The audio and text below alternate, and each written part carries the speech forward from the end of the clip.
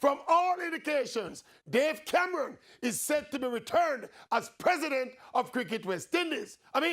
With 4 of the 6 territories, including Jamaica, having nominated Mr. Cameron, more than likely he will get the numbers for a 4th consecutive 2-year term.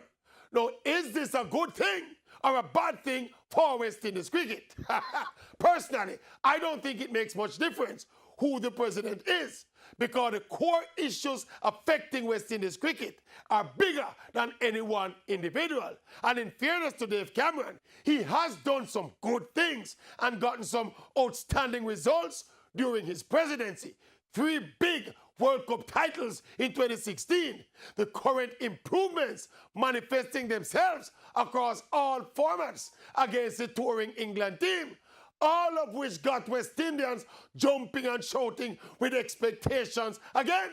Add that to the improved retainer contracts for both international and domestic cricketers. So despite all the noise coming from the politicians down the islands and some people who just don't like Dave Cameron, I think Mr. Cameron deserves a passing mark based on what recent presidents have done.